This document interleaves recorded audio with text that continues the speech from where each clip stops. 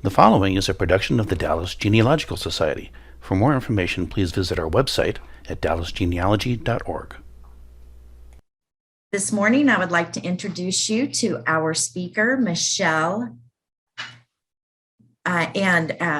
Michelle Dwyer Cohen is a professional genealogist and has been doing her genealogy for over 25 years. She has got a fantastic program. I was able to hear her program at the COPEL Special Interest Group about a year and a half ago, and Susan Younger tuned in on the program with Michelle as well, and we both agreed that we should invite her to come and present her program to DGS. She's going to be talking about using history to solve mysteries. It's a discussion about the importance of understanding historical context for our ancestors. She will be using examples of how historical research helps to dismantle ancestral brick walls. And boy, we all need to hear what she has to share. Michelle has her own genealogical business called Dwyer Research LLC. She is the Dallas Genealogical Society's newsletter editor. She's a member of the Association of Professional Genealogists, and Michelle holds her a certificate in genealogical research from Boston University. She serves on the board of the Association of Professional Genealogists, their virtual chapter, as the chapter liaison. Will you please help give a virtual round of applause for our speaker today, Michelle Dwyer Cohen. Thank you, Patty. Thanks everyone for having me this morning. I'm really looking forward to going through this. Now I know we have a lot of people on here with tons of experience, so this will probably be just a reminder for people who've been doing genealogy a long time, but for people who are newer at it, it might just open your eyes to a couple of other places you might want to look for resources when you're working on difficult problems in your genealogy. So Patty, I think what I'm going to do is I'm just going to talk through, and if people have questions, if they can put them in the chat and you can tell me, because I'm going to turn it off so I can't see the chat. Is that okay? Yes, ma'am. Okay, super. And then I noticed while Patty was talking, I hope everybody doesn't mind, but somebody's not on mute because I kept hearing beeping. So if you're not on mute, if you wouldn't mind muting, that would be super. Thanks. Okay, so I wanted to do this morning, and I don't know if my phone and my headset is going to cooperate, but let's see. Nope, it's not. Okay, I was going to play for you Sam Cooke, Don't Know Much About History, just the beginning. So I think a lot of you probably know that song. I'm not going to sing, I promise. But in that song, he talks about not knowing much about history, not knowing much about French, biology, geography, algebra. And it turns out that as a genealogist, you need to know about a lot of those things. Now, I haven't found a big use for algebra, but certainly you need biology for DNA and geography and sometimes French, depending on your background. So it doesn't mean, though, that as a genealogist, you have to be a walking encyclopedia on every subject and know it all in detail. It just means that you need to know how to research. And I think the most important things about being a genealogist is being curious and being persistent. Being patient helps, but I have to tell you that's not a strength of mine. I'm pretty bad at patience. So I'm going to talk about some examples today. So let's get started.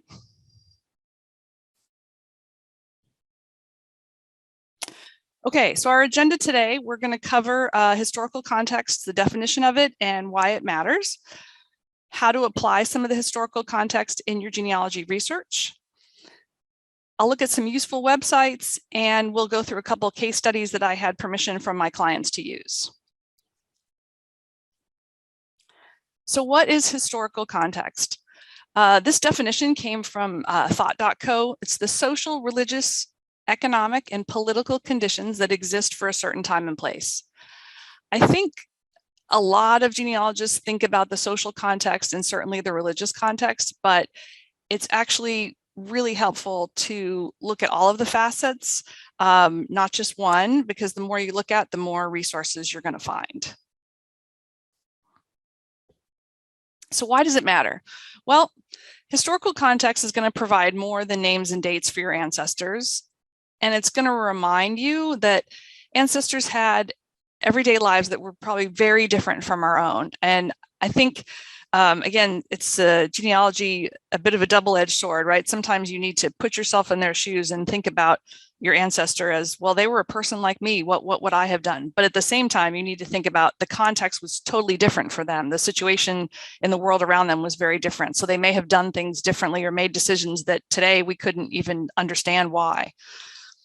So it also can highlight how those external circumstances may have influenced their decisions, things they did for work or places that they chose to live. And probably overall, it provides texture to your research. And I think, especially if you want to interest younger people in your family, you've got to find that context for them, because a list of names and dates, as we all know, probably isn't going to do it. And I think another thing to remember is that historical context is built into your everyday conversation. Think about how many times you've heard someone say, or you've said, they were a product of their times, or they're just from a different era. Okay, so how does historical context help genealogists? Well, here on the left-hand side, we've got Joe or Jane genealogists, and there's a ton of resources available in the area that they're interested in. Aren't they lucky, right? This isn't a burned county. There's lots of information. So what historical context is going to help them do is focus their research to choose the right resources. Now, on the flip side, historical context can help if this pile of books on the right is very small. It may help you to expand that list of books or that list of resources that you can use. Most importantly, though, as Patty mentioned, we're hoping that historical context is going to take this brick wall you have and make it look like this.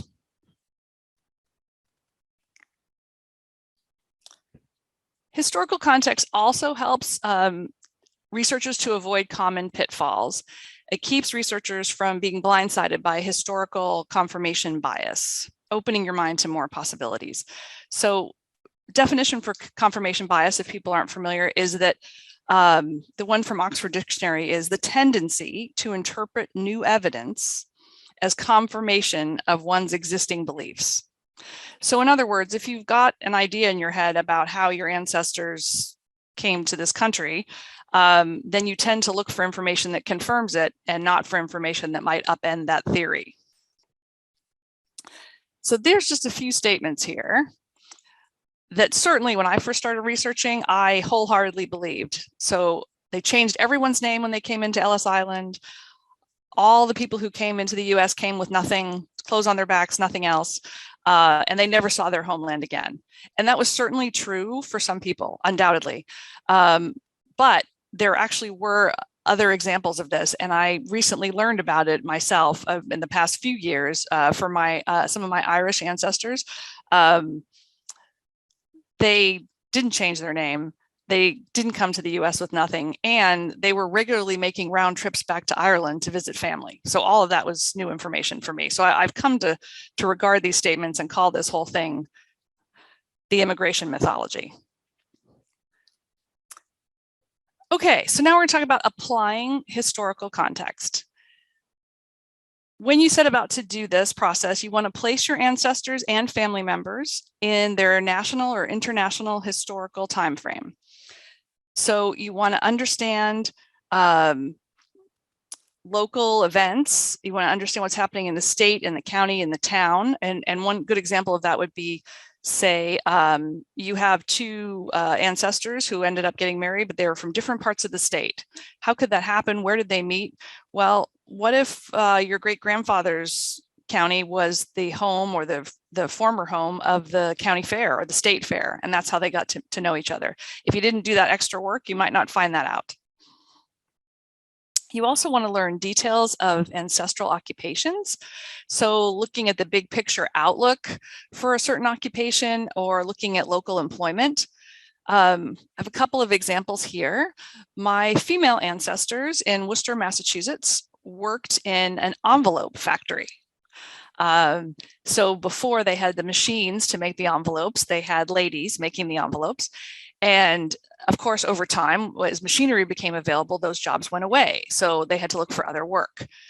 A more modern example of that is on the other side of my family, I had a generation of women who worked as telephone operators, and there's not a lot of those jobs anymore today.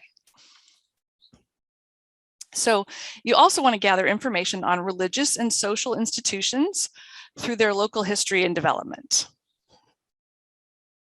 And the reason you want to do this is that you may find information because our ancestors joined things, they belong to things, they belong to churches or temples, or they participated in the Rotary Club, or they were part of the Masons. There's just a whole host of things that if you can find the local information in your town, you might find additional resources.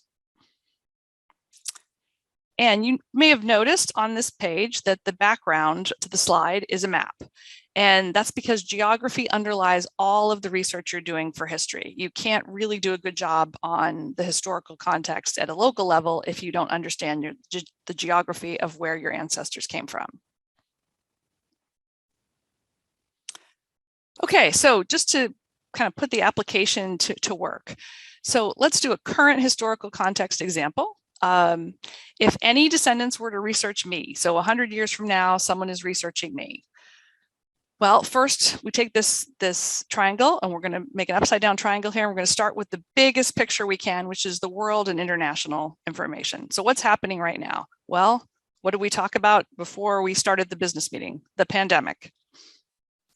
And nationally, what's going on? So 2 years ago, I would have put in the election. Now we'll put in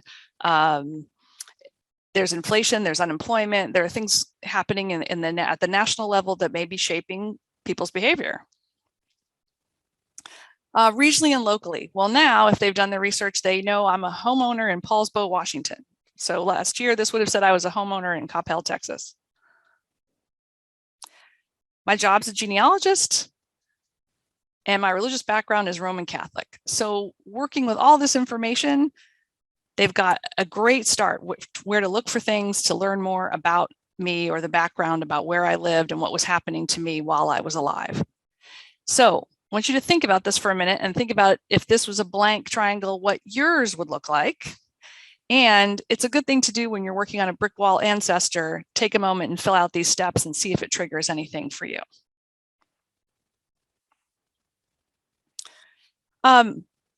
Another way that historical context is helpful is creating a timeline for your ancestor. I know a lot of people do that. I do that for my clients. It's very helpful to see, it helps you spot things that you might have missed during your research. So many family tree programs include a timeline capability. I tend to work on mine using a spreadsheet. So I can just add rows in Excel, for example, as I go. You can use ourtimelines.com to create a personalized timeline where it will add different historical events from different eras. So it's not like a spreadsheet, it's just more like a straight timeline showing the different events during the time that you're interested in. But getting more context about those eras is really important, and you can do it for free in a lot of places.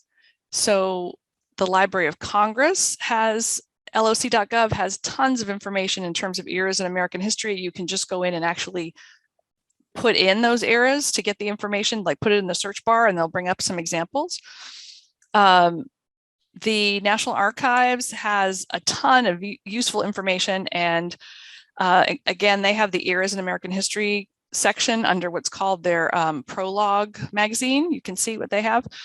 And you can also look at the instructions for census enumerators. And I mention that because that is a mini history in itself. When you look at the instructions that were given to the people who took the census every decade, you'll see changes in what they were told to do. And a great example of it is as the political boundaries were changing in Europe because of the world wars, the instructions to census enumerators about how to capture people's birthplaces were changing. So that's an important thing to know when you're researching an ancestor who comes from, say, Eastern Europe particularly. There's a lot of changes. And so across 3 or 4 different censuses, it may look like their birth location changes when it actually didn't change at all. The instructions were just different. And then finally, one of my favorites, Internet Archive. If you're not familiar with it, you need to get familiar with it, archive.org. You can search by location. It is a treasure trove of public domain information, and all kinds of interesting, no longer copyrighted material is available, and a lot of it has genealogical use. Okay, so here's a Library of Congress example. Where this is designed for teachers, but I think it works perfectly for genealogists as well.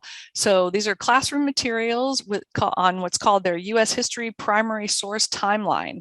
And I just selected one, which was the National Expansion and Reform here. Probably very useful for people who have ancestors who moved west, which would be almost all of us. Then you'll see on the left, there's other choices. There's the colonial settlement, the American Revolution, the new nation. There's just a lot of choices out there, and you can get a lot of detail and see some really interesting artifacts.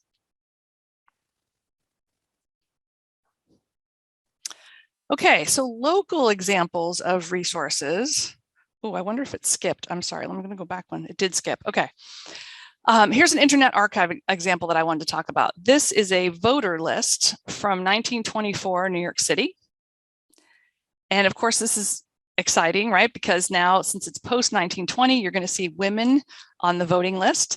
And this one here, you can see has addresses. So that's also very helpful.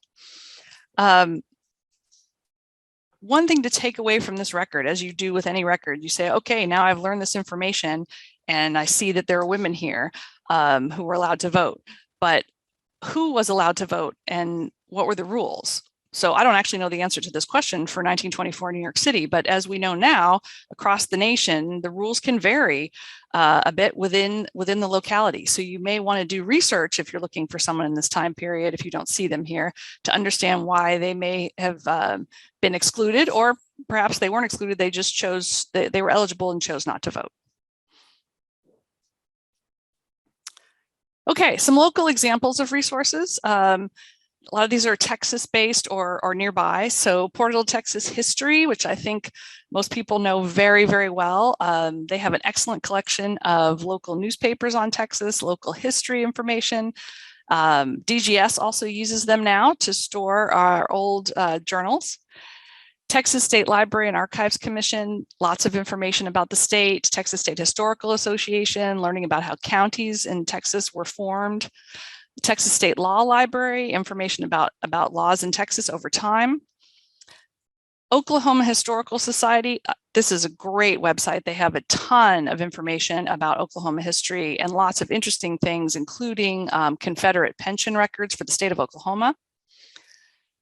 State Historical Society of Missouri, because a lot of people came from Missouri to Texas, I put this one on here. They have also a lot of newspapers available on their website. And again, a lot of local information and very well organized by county. You can search by county. Speaking of county resources, I put the Dallas ones here on the right that everybody should probably already know, which DGS itself, right? Our website is great, thanks to a lot of hard work by people on this call today. One interesting thing, if you don't know or have forgotten, there are transcribed court records online, which includes some naturalizations. So as an example, in May 1851 on our website today, there's a naturalization record of a Frenchman. So not something I would have thought to have found in Dallas genealogy court records, but you got to have a look to know. Dallas Historical Society, they have a really interesting collection of different items. One thing that caught my eye this week when I went back to have a quick look were political cartoons from the 1930s criticizing the oil producers of wasting oil and the way they were manufacturing, wasting oil coming out of the ground. There were a number of cartoons about it. So it was clearly an issue at the time, a concern at the time. So very interesting perspective from the political cartoons.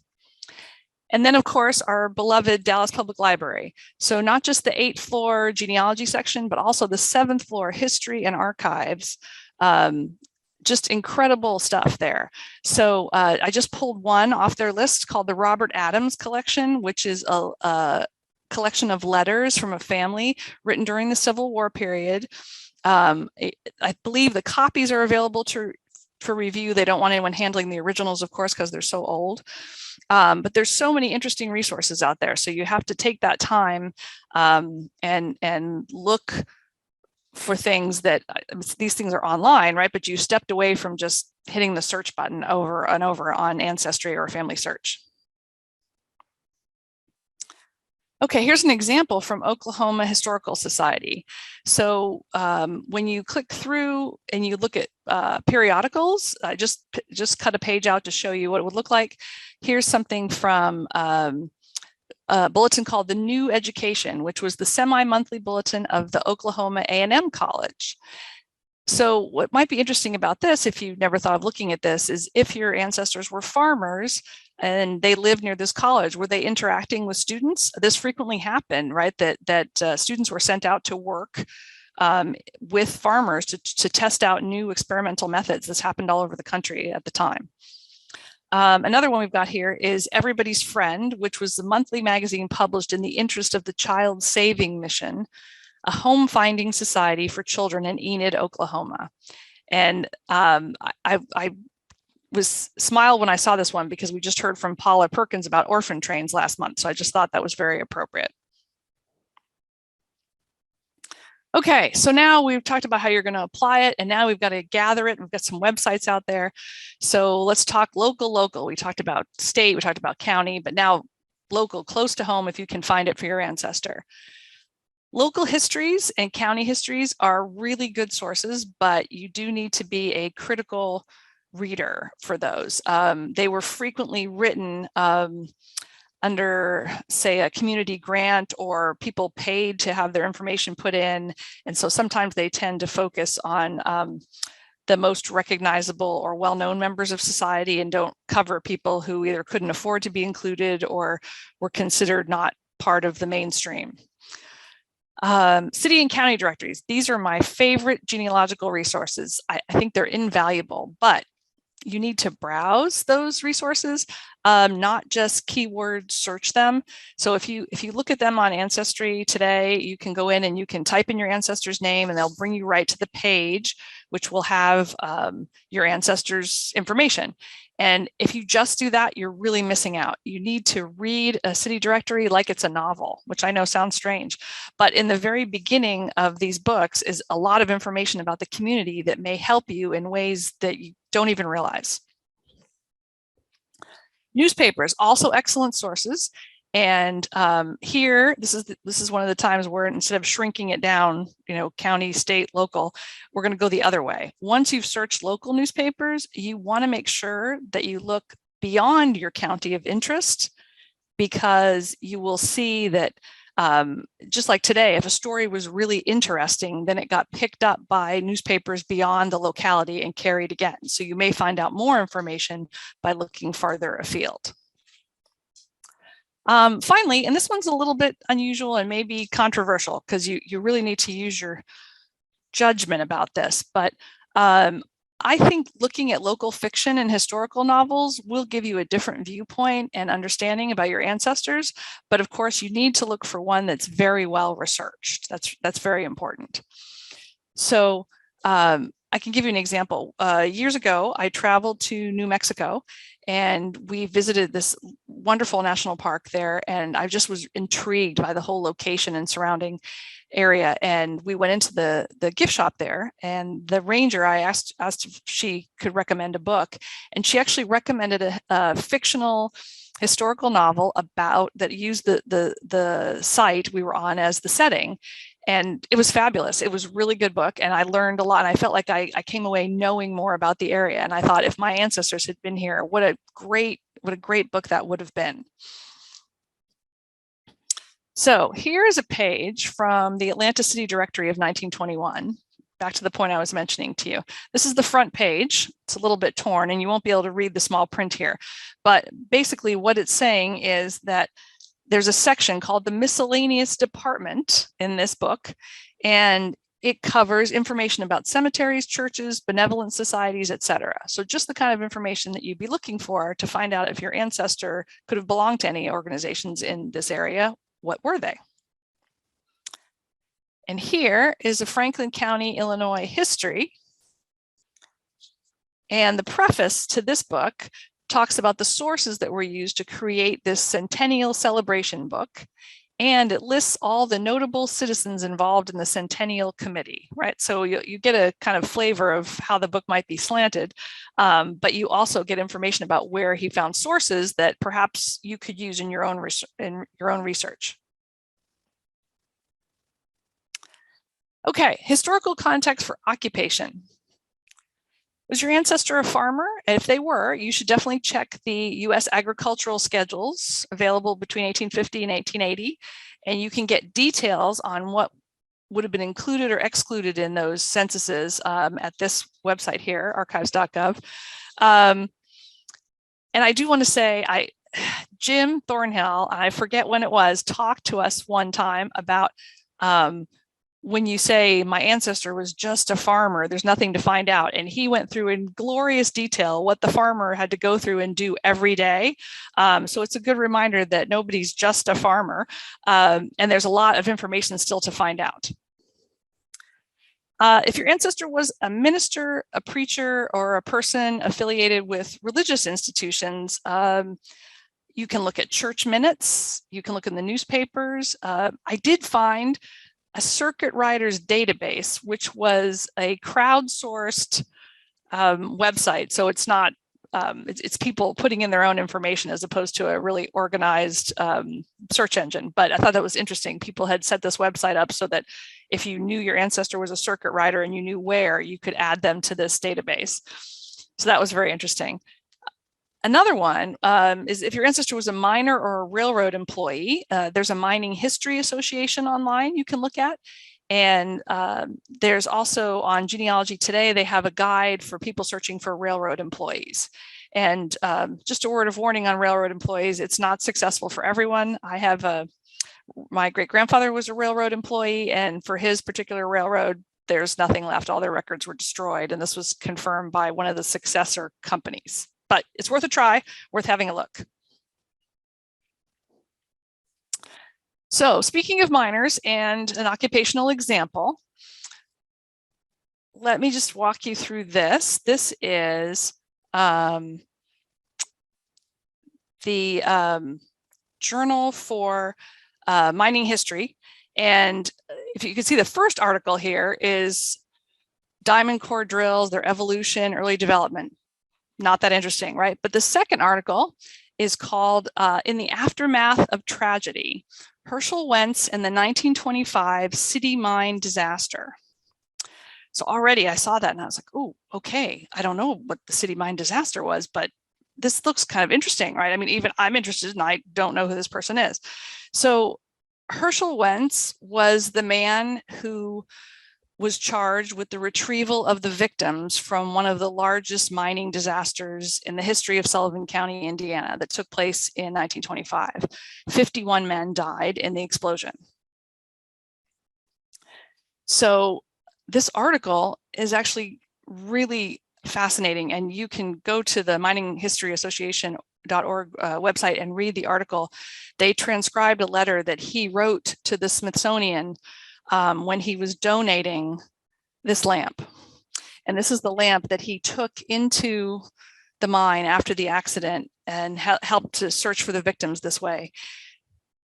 It's just a really amazing story to read.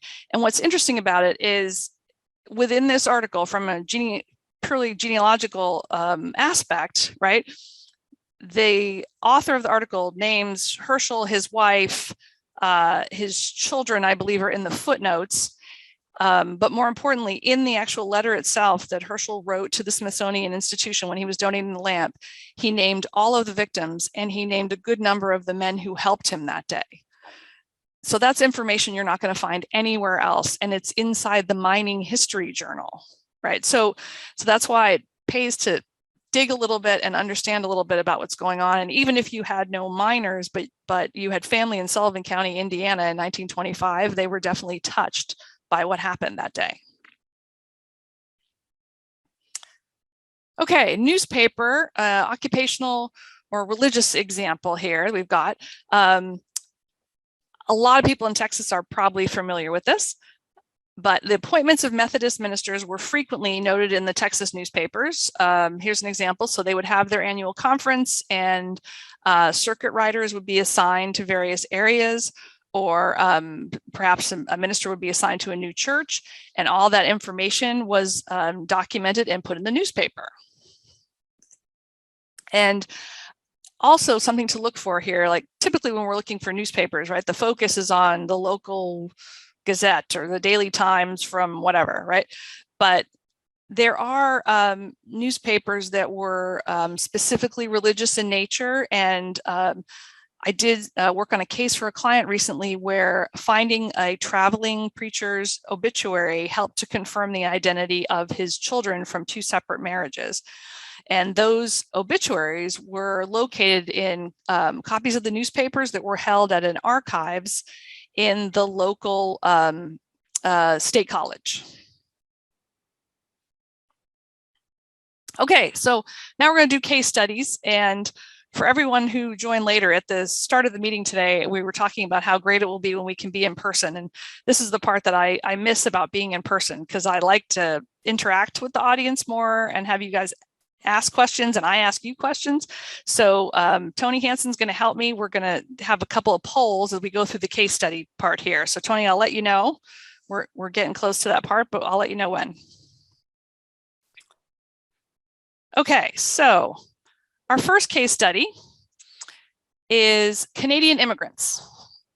So what my client knew was that her grandfather's people had the surname Lauranger, and that they were presumably from French Canada.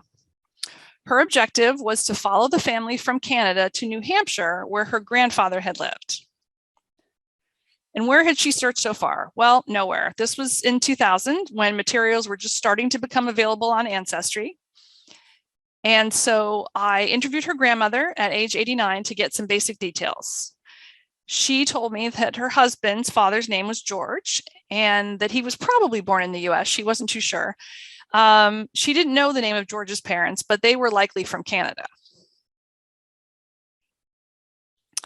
So I found them in the 1900 census, or at least who I thought was them, in Worcester County, Massachusetts. And here they are in Southbridge, town of Southbridge. And you can see George is here towards the bottom, 32 years old, the head of household, with his wife, Delia. And they were both born in New York. So my client's grandmother had that part correct. And then listed right above them was another family. Fred Lauranger is the head, his wife, Josephine, and 3 of their sons. So looking at this, I thought it was pretty likely that Fred and Josephine were the parents of George, because it did say that they had been married 36 years and George was 32, so it seemed reasonable. All the sons were born in New York, and Fred was from Canada. So it seemed like this was a good lead. So as everyone who's been through this process knows, you had 1900, so where do you have to go next? You have to cross the chasm to 1880 with nothing in between, the part no one likes, since the 1890 census is gone.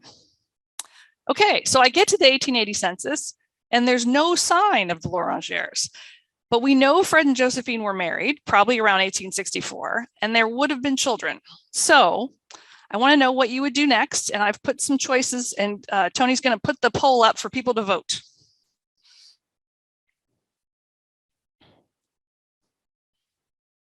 And Tony, I guess we should give people, I don't know, a minute, 30 seconds. What do you think?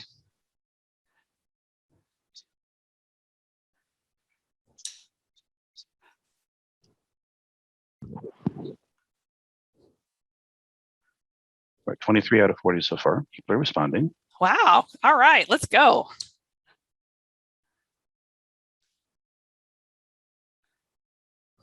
Yeah, we're stalled out at 32. There's 8 more of you out there that ought to have opinions. All right, 33. Okay, I guess we'll have to settle for 33. All right, we will end it. Okay. Any bets? False? Oh, I don't know. You want to tell us, Tony, what we got percentage wise? Oh, there we go. Okay, so 64% Canadian census, 30% naturalization, 30% border crossing. Okay, thanks. Super.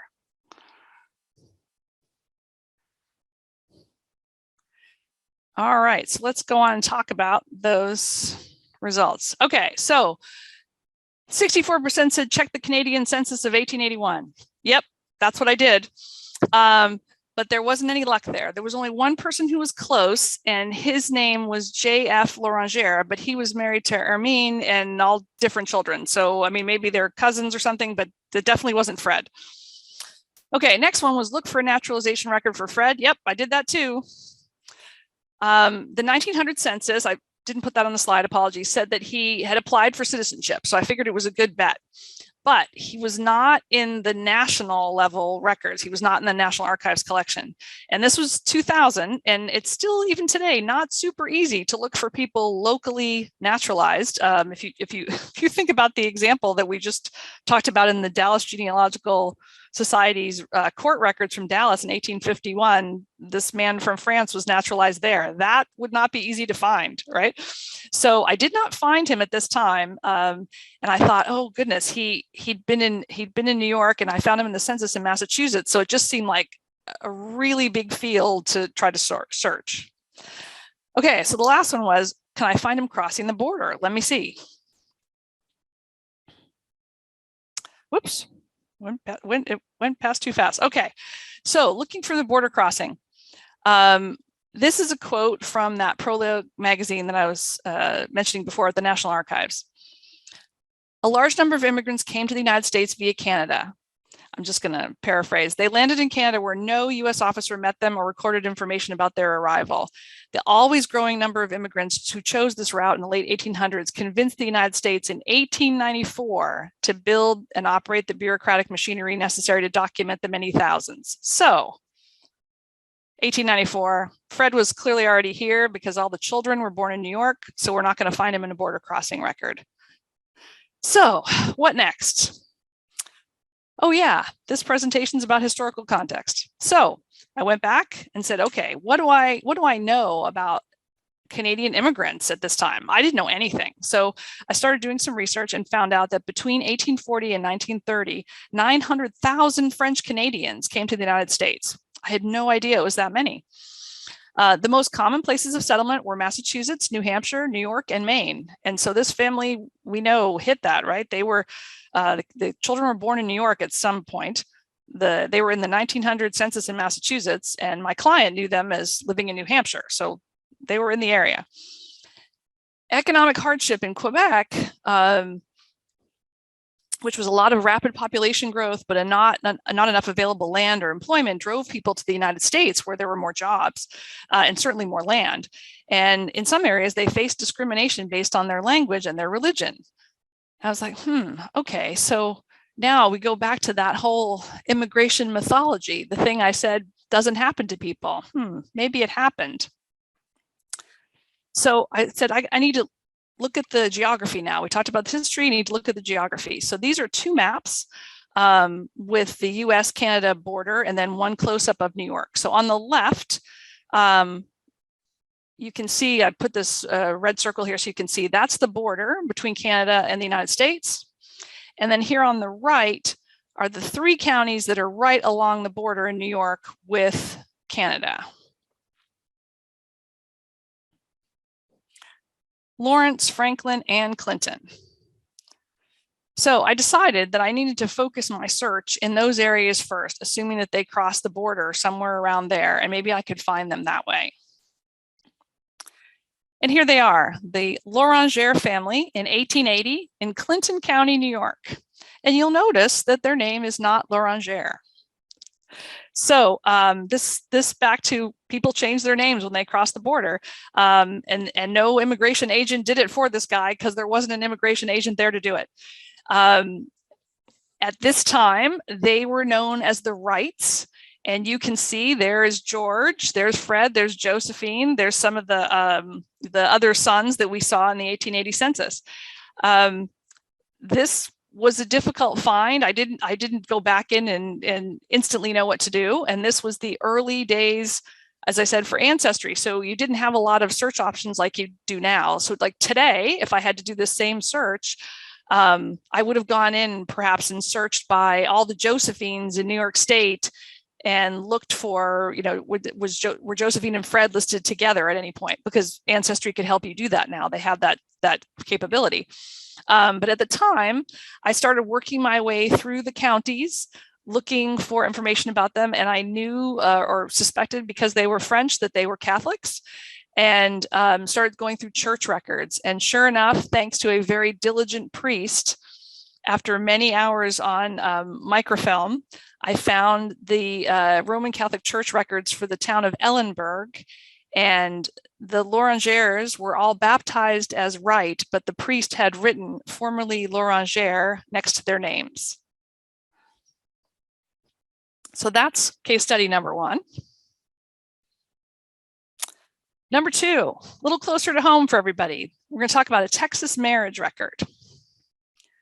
So in this case, what the client knew was that her grandparents were married in Jack County, that grandma had lived her whole life in Jack County and divorced grandpa in the 1940s.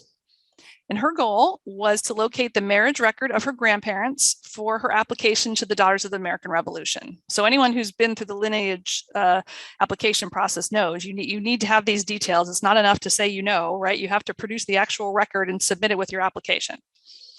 So she lives in another state, not in Texas, and she had searched on Ancestry, in this case using the Texas Marriage Index from 1824 to 2014. So I want to just digress here for a minute. I know this won't be new information for longtime researchers, but if you're relatively new to researching, important thing to understand about the titling of resources on sites like Ancestry or Family Search. So Ancestry has the Texas Marriage Index from 1824 to 2014. That does not mean that they have every Texas marriage record in that time period. It means that they have records from many Texas counties that are in that time period. Not all of that time period, but some of that time period, and only some of the counties. So it's not intentionally designed to mislead in any way. It's just an efficient way of naming it. So if you think about Texas and the 200 plus counties, they can't list every single one, and the title to every resource would be incredibly long. So what that means is, when you use an index like this, you need to go in and do your homework and click on the source description, particularly on Family Search, where they'll give a lot of detail and show you what counties are included. So anyway, there was no index record, marriage index record for this couple in Jack County. And after I called the courthouse, they also said there was no record at the courthouse. So it hadn't been missed in any kind of indexing process. So here is the bride-to-be, and she's living with her parents in April 1930. Her name was Dorothy Atkinson, and they lived in Jacksboro, Jack County. So, Tony, we're ready for the next one. What would you do next? They weren't in Jack County. Where would you look next?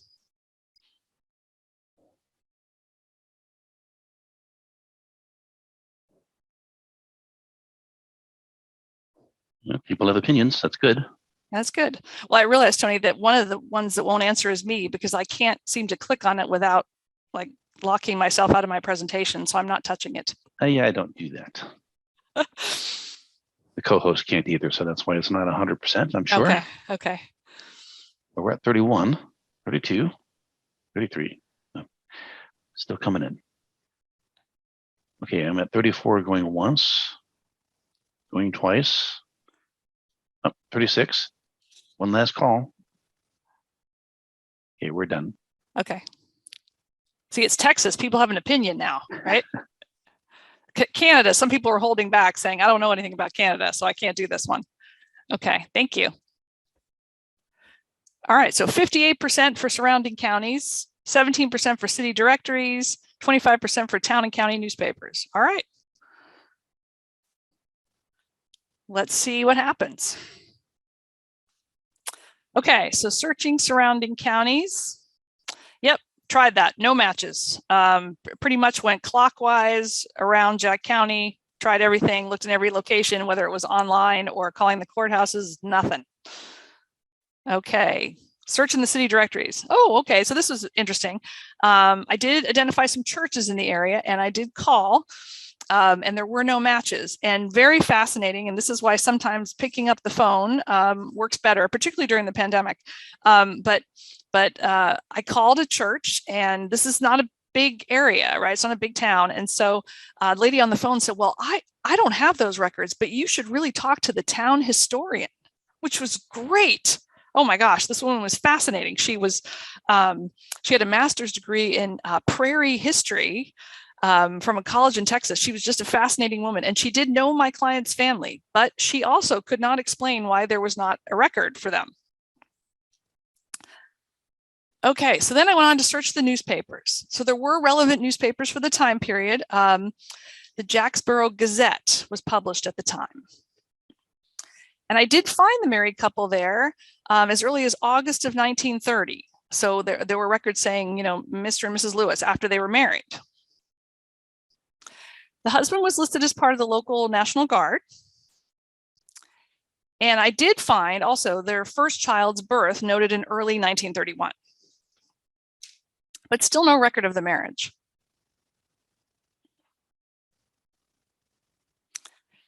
So back to the historical and geographical clues. Well, Jack County is pretty close to Oklahoma.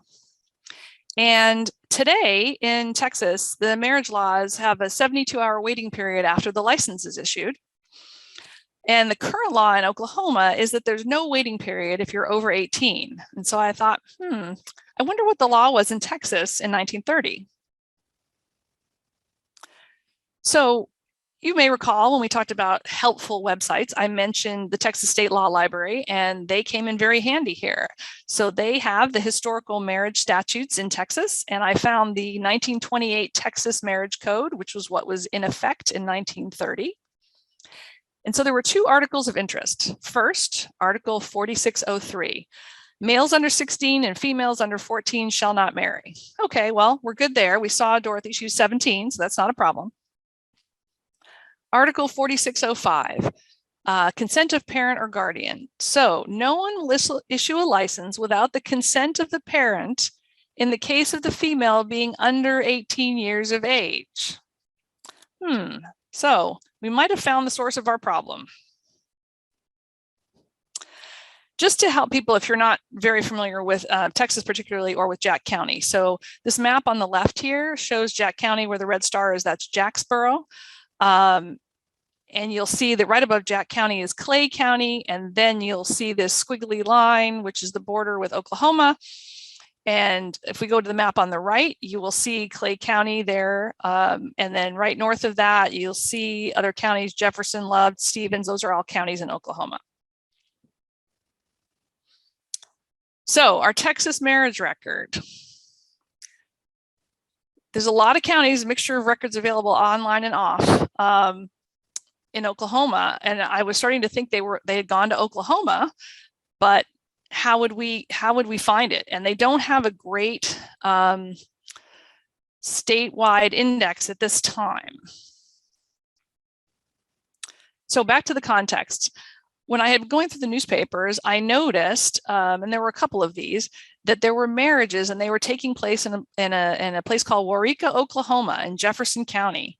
And if you read this one here, this couple announced their marriage. Their July marriage was announced in October. So it kind of made me think, why would you wait? Had they also run across the border? It started to make me think this was the place to look. And sure enough, here is the marriage record in Jefferson County, Oklahoma for the couple. We found it in an index in the Waco Library, again, so we didn't have to call all these courthouses checking around. And there they were. And you will notice that Dorothy, even though this license was issued on the 6th of April, 1930, shortly after the census was taken, Dorothy is magically 18 at this time. So if we go back to the picture, now you can see, again, I added the star for Waurika here on the right, so you can see. So it was pretty much a straight shot for them to go from Jack County up through Clay into Jefferson County to Waurika, where there was no waiting period and no one knew that she was not 18 years old. Okay, thank you very much for listening today. I really appreciate your time, and I enjoyed giving this presentation, and I'd love to take questions. Super. She's good. She is very good. Thank you, Michelle. Patty, Thanks. you got any questions in the chat? Oh my goodness. I'll tell you, that was fantastic. Let me look through the chat and see if we've got some questions coming in. Yeah, we talked about, you talked about the different sources in the poll, and my grandmother is here with me, and she's also a genealogist, and so she helped give me the right answers on the poll, by the way. But you know, it's like we leave no stone unturned. Every available option is important. So check everything. And yep, so that was very, very good. And then could you explain to us, right in the very beginning, you talked about bias, genealogy bias or genealogical bias. And then I think we've got another message coming in. So Okay, yeah, so confirmation bias. there we go. That was it. Yeah, so I think, well, especially because people hear family stories, right? You get something in your head and you think that's how it's got to be. That's how it happened. That's why right. That's how I mentioned the immigration thing, right? I had certainly been brought up to believe that was it. They came to Ireland, they came to America from Ireland. They never went back. And then we found this great grandfather who was regularly going on round trips, visiting his sister. You know, I just like blew my mind, right? So what happens when you have that plan in your head so fixed, you sometimes will say, I'm not going to look at that record set because it can't be true. And I'm not trying to say to people like you should just blanket search everything and waste a lot of time if you have facts that don't fit the circumstances, right? But I didn't have facts. I just decided that what I had heard was the truth, and it wasn't, right? And so it was interesting when my client, the one for the Jack County marriage, you know, she goes, they never left Jack County. Right. I mean, she was convinced. And so after looking and not finding anything, I thought, well, I mean, clearly they did because they got married. So and it wasn't a case of they didn't actually get married, because there they were in the newspaper 6 months later showing that they were married. So clearly it had to be. So you need to match the facts, and you need to make sure. I mean, it's important to step back and think, why do I hold this belief? Do I hold this belief because I have a fact, or do I hold this belief because it's a belief, it's a story, and it doesn't mean family legends aren't right. I mean, sometimes, as we all know, they get exaggerated or they somehow stray from the truth, but you have to evaluate your evidence. Excellent. So true. It's like we trust, but we have to verify. Yes, perfect example. We're verifying what the family has shared for sometimes hundreds of years. And I know some of those family, the Lewis Gates ancestry program that he does, so many of the people that go on, they have hundreds of years of stories that have partial bits of truth. And then to come to find out that, you know, they were really just a migrant worker, and, you know, and not the count or the prince that, you know, was passed down. Right. Not the person everybody wants to be, the famous person. Yes. Right. So Patty, I see one in the chat directly to me, which was, how would you find an autopsy report in West Texas in 1940? The county does not do their own autopsy. So I worked on a case for an attorney in Austin. They were looking for a deceased heir. They had to prove he was deceased before they could distribute to everyone else. I would call the coroner's office and, you know, ask to speak to a clerk or someone there who might have that experience to tell you what had happened previously. Another thing to look at, this is going to sound strange, but in the Dallas Public Library, depending on the county, they had these county inventory record books. I don't know if any of the board members or anyone on here could help, but they have these books in there, and you can see the inventory of records for the counties that were taken in the 1970s. And so I'm wondering if they would have anything regarding the coroner for the county you're looking for. That's what I would try. Oh, that's good. Sounds good. I liked, Michelle, that you went back and read the paper and found some of the marriages that had been happening, not your ancestor, but some of the other ones that have been happening in Oklahoma. Because I have a couple like that they actually honeymooned in a town, and they got married in the town where they spent their honeymoon. And I have one that I'm thinking of that got married in Durant, Oklahoma. And now we would say, why would you go to Durant to get married? But back then, Durant may have been a hot spot for honeymooners or something. So finding that social context and reading the papers will let you know things like that. Right. Yeah. It might have been like they might have had some fancy hotel, and you would know that if you read the city directory. Right. Ah, very good. I love the city directories. I really do. I used to go before you could see them online. I lived in New York City, and I used to go on days off from work and go sit in there in the dark in the microfilm and go through the directories. I'm a wacko. I really am. I think it's so fascinating. It is very fascinating. Oh, very good. Do we have any other comments or questions for Michelle? Any thoughts?